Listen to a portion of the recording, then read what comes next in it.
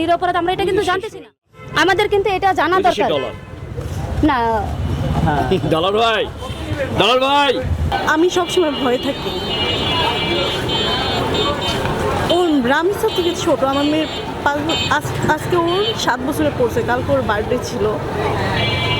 আমি সবসময় ভয় থাকি।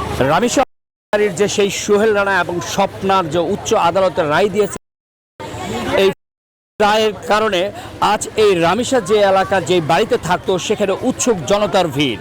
আজ দেখাবো আপনাদেরকে এই রায়ে এই উৎসুক জনতা কতটুকু খুশি এবং তাদের মনোভাব।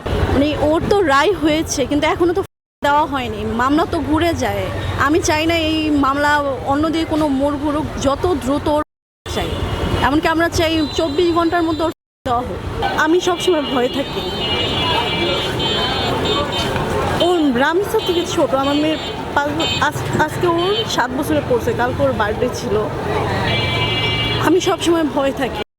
রায় হয়েছে বা যদি আমরা জানতে পারি যে রায় হয়ে বন্ধ হয়ে গেছে, তাইলে আমরা বুঝবো রায় হয়েছে। রায় হইলে তো এখনো আপিল করতে পারবে বা আরো করতে পারবে, কিন্তু আমরা এখনো সন্তুষ্ট নাই। রায় আমরা নিজের চোখে শুনবো যে হওয়া গেছে, রায় দিছে গেছে, তাইলে আমরা বুঝবো যে হয়েছে।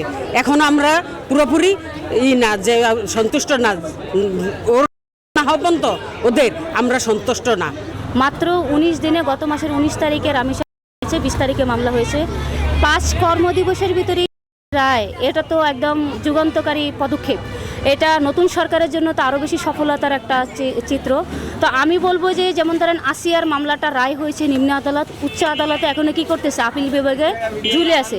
এরকম শত শত আসামি আপিল বিভাগে, হাইকোর্টে ঝুলে আছে মামলাগুলো, এবং আসামিরা কি করে যে খুলনা কারাগারে বসে বসে চিকন চালের ভাত খায়, সরকারের অন্ন ধ্বংস করতেছে, রাষ্ট্রের সম্পদ ধ্বংস করতেছে।